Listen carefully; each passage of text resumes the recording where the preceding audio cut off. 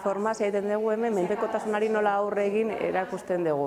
Ikastaro ezberdina daude, baina batez ere trebatu egiten dugu jendea mundu hontan profesional onak izateko. Duela 10 urte hasi ginela, eta ibilbide honetan pertsona asko pasatu dira hemendikan, eta gainea nik uste kalitatezko formakuntza ematen diogula denei. Gure formakuntza berezia da, egiten dugu denbora guztian teoriko praktikoa.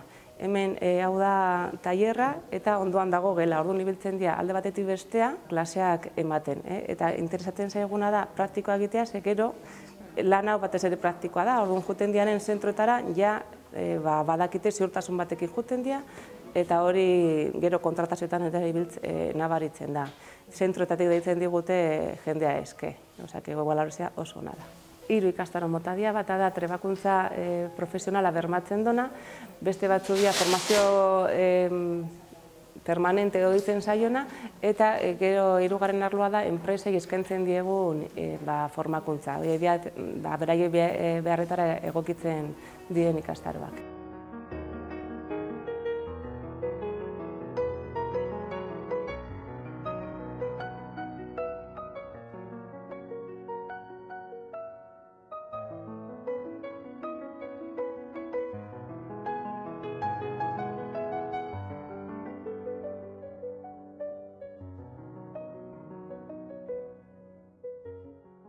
Ikastaro luze honetan, hartzen da pertsona bere osotasunean. Ez bakarrik gaixo dagoelako edo behar berezia dauzkalako, baizik printzipioz pertsona dalako.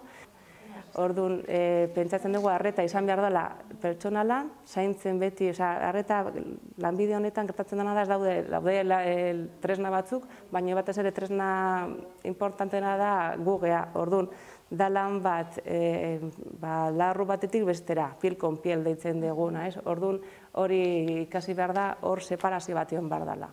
Garrantzia hori ematen diogu gure ikastaroa.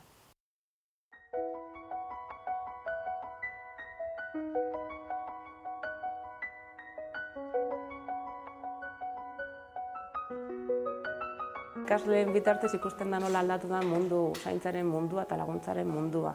Gehienak emakumeak eta 40 urtetik orakoak gaina.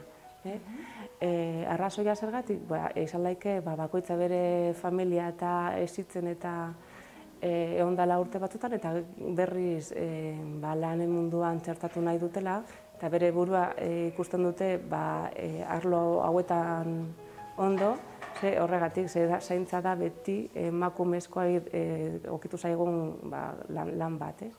Orduan gehienak emakumeak, baino gero eta azkeneko urteetan ere, gero eta gizonezko gehiago ere etorri dira.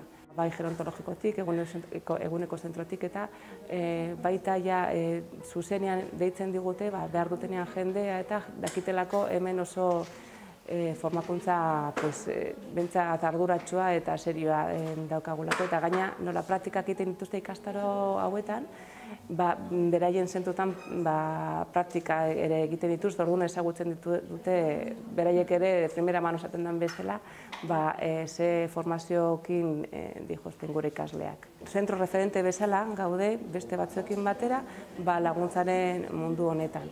Hori jorratzen nahi eta hori da jorratuko duguna, eta mantentu nahi dugu bide horretan, porque ikusten dugu beharra handia dela oraindik gure gizartean, eta Kutxazabal ostarako errekurtso baliogarria izan daikela.